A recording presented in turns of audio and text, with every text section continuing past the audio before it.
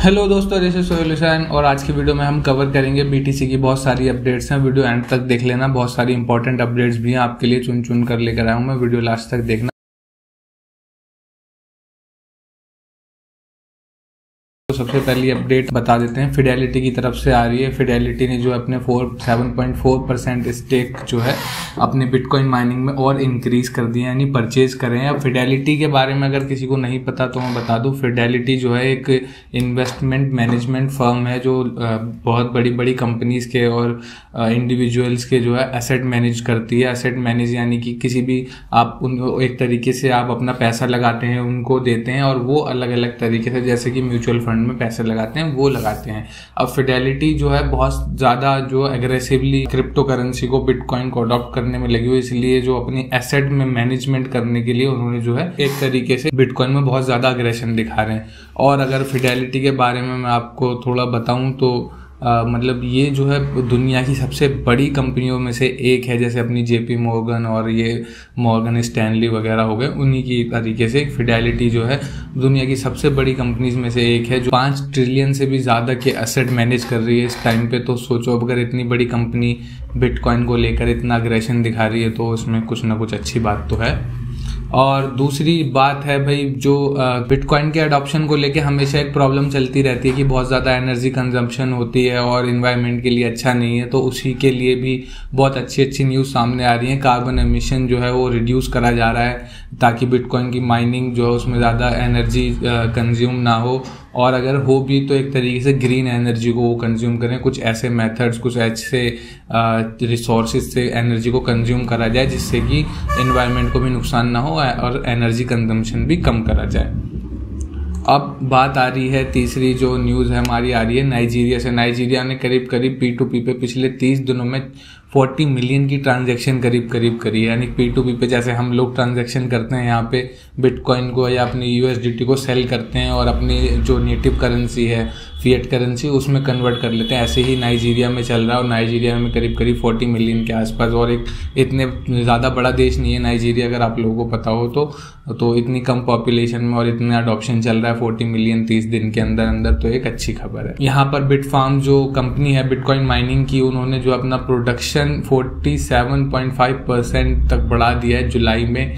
और यहाँ से अब माइनिंग का जो आउटपुट है निकल के आ रहा है वो मतलब एक तरीके से जो अपना पुराने टाइम पे रिकॉर्ड नए रिकॉर्ड बनाता जा रहा है इस टाइम पे। और माइनिंग बहुत दबा के चल रही है यहाँ पे, और उम्मीद करी जा रही है कि उन्होंने करीब करीब बता रहे हैं कि 391 बिटकॉइन माइन करे जुलाई में। हालांकि जो बिटकॉइन माइनिंग डिफिकल्टी है वो दिन पे दिन इंक्रीज होती जा रही है, but yes there are some methods और देयर आर सम मशीन्स और आउटपुट्स और द रिसोर्सेस।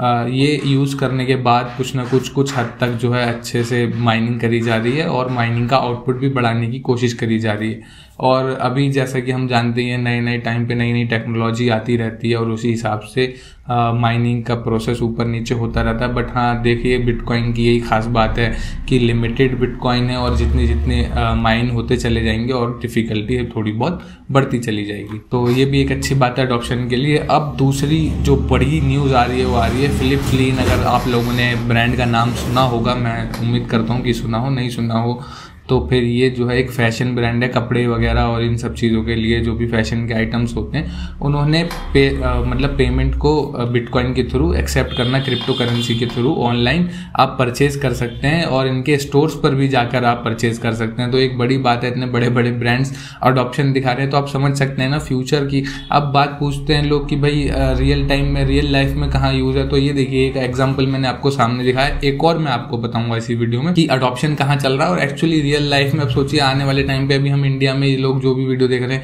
हो सकता है आने वाले टाइम पे इंडिया में भी ऐसे ही ब्रांड से हम परचेज कर पाएं। ऐसे ही हम कहीं जा रहे हैं कॉफ़ी पीने, खाना खाने और कुछ शो देखने, मूवी देखने, तो हम वहाँ पर भी इन चीज़ों को, कुछ कपड़े खरीदने बिटकॉइन से अपने पेमेंट कर पाएं तो कितना अच्छा होगा, आपका जो मनी कैसे यूज में आ जाएगी। अब जो बड़ी न्यूज़ है, अब किसी रेंज में जो दूसरी न्यूज़ है जो किसी ब्रांड द्वारा अडॉप्ट करा जा रहा है, तो एक ऑडियस करके कंपनी है, ये म्यूजिक सर्विस अपनी प्रोवाइड कराते हैं उसने पिछले महीने करीब 5 मिलियन से ज़्यादा यूज़र्स एक्सीड कर लिए और ये सारी पेमेंट जो है क्रिप्टो में होती है। और दूसरी बात ये है कि ये डिसेंट्रलाइज म्यूजिक स्ट्रीमिंग सर्विस इन्होंने ऐप बनाया हुआ है। अब उसमें एक और ख़ास बात क्या है, ये दुनिया के सबसे बड़े ऐप्स में से एक है जो ब्लॉकचेन टेक्नोलॉजी पे काम कर रहा है और एक तरीके से एप्लीकेशन बनाया गया और लोगों को सर्विस प्रोवाइड कराई जा रही है।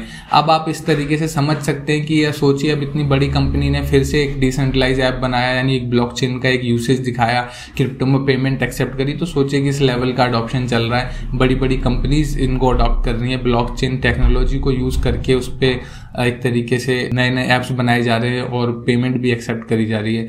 तो ये हम लोगों के लिए एक बहुत अच्छी बात है, जो लोग भी क्रिप्टो होल्डर्स हैं, जिनने भी क्रिप्टो करेंसी होल्ड कर रखी है और ब्लॉकचेन से जिसको भी प्यार है। और अभी थोड़ा मिडल ईस्ट की तरफ भी मैंने पिछली अपनी वीडियो में बताया हुआ है कि मिडल ईस्ट जैसे अपना अबू धाबी, दुबई वगैरह, इन सब रीजन्स में भी प्लानिंग कर रहे हैं कि क्रिप्टो करेंसी को लेकर आया जाए, क्रिप्टो करेंसी को एक्सेप्ट करा जाए। और बड़ी बड़ी कंपनीज के द्वारा, जो एसेट मैनेजमेंट कंपनी है, वो मान लीजिए जैसे म्यूचुअल फंड में अलग अलग जगह पर डिवाइड करती कंपनी, ऐसे ही मान लीजिए अपने इन्वेस्टर्स का फंड वो क्रिप्टो करेंसी में भी डिवाइड करे। और आने वाले टाइम पे क्रिप्टो करेंसी मतलब एक तरीके से बबल है, बबल जैसे चलता है ना, जैसे .com बबल आया था एक टाइम पर।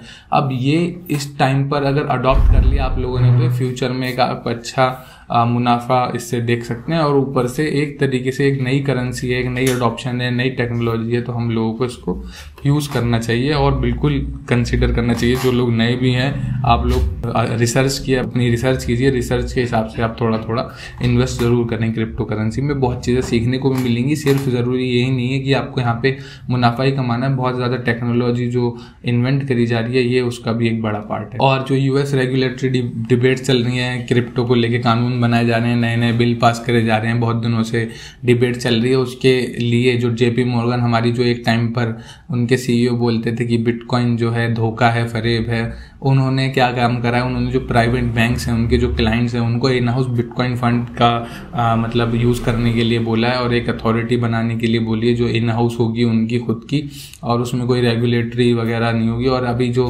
न्यूज़ आ रही है US के सेनेटर वगैरह की, कुछ अमेंडमेंट बिल चल रहा था क्रिप्टो को लेके, टैक्स बहुत ज़्यादा बढ़ाए जा रहे थे, तो उस तरीके से हलचल होती है। और कहीं भी अब मान लीजिए एक तरीके से जब भी कोई बड़ी क्रिप्टो को लेके न्यूज़ आती है, क्योंकि US के जो कानून होते हैं वो पूरी दुनिया पे अप्लाई होते हैं आके, ठीक है, तो इसलिए बहुत इंपॉर्टेंट है कि US किस तरीके के रूल्स लेकर आ रहा है, किस तरीके से अडॉप्शन दिखा रहा है, किस तरीके से पॉजिटिव और नेगेटिव चीज़ें बोल रहा है बिटकॉइन के बारे में, ब्लॉकचेन के बारे में, क्रिप्टो की एक्सेप्टेंस को लेके। तो ये बहुत ज़्यादा इंपॉर्टेंट रोल प्ले करता है कि US में क्या चल रहा है, ये हम लोगों को पता होना चाहिए। क्या रेगुलेटरी बिल्स आ रहे हैं और क्या क्या ओपिनियन है वहाँ के सेनेटर्स के, प्रेसिडेंट के, वाइस प्रेसिडेंट के, और या फिर जो लोग भी इस तरीके से जो बैंकिंग सिस्टम और फाइनेंस से रिलेटेड वहाँ की कमेटी होती है, वो लोग क्या सोच रहे हैं। तो ये बहुत ज़्यादा इंपॉर्टेंट बात होती है, इसीलिए हम लोगों को इस पर नज़र रखनी चाहिए।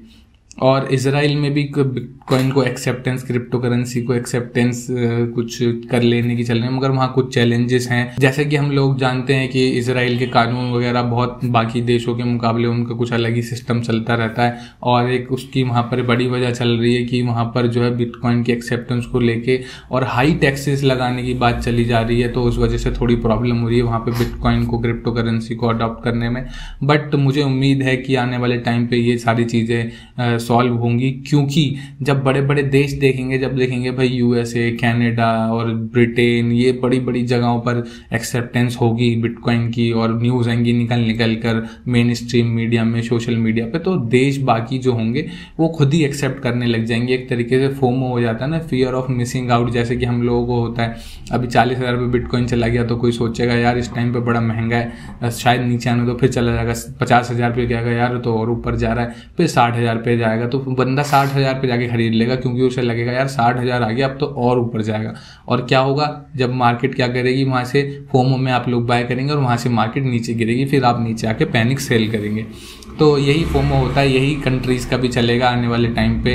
नए नए जगह से अडॉप्शन होगी तो बाकी कंट्रीज़ को भी लगेगा यार हमें भी कुछ ना कुछ करना चाहिए, वरना हम तो पीछे रह जाएंगे। जैसे कि हमने देखा अभी नाइजीरिया और पैराग्वे के केस में भी हमने देखा, ये सब चीज़ें हमको देखने मिलने वाली हैं आने वाले टाइम पर। और मैं ऐसी ही न्यूज़ क्रिप्टो से, ब्लॉकचेन से रिलेटेड लाता रहूँगा आप लोगों के लिए। वीडियो एंड तक देखने के लिए धन्यवाद आप सबका। और अच्छी लगी हो तो लाइक कर देना, कमेंट कर बताना कुछ अगर मैंने गलत कहा हो या मुझे कुछ सजेशन देना चाहते हैं। मैं मिलूंगा आपसे अगली वीडियो में, तब तक के लिए गुड बाय।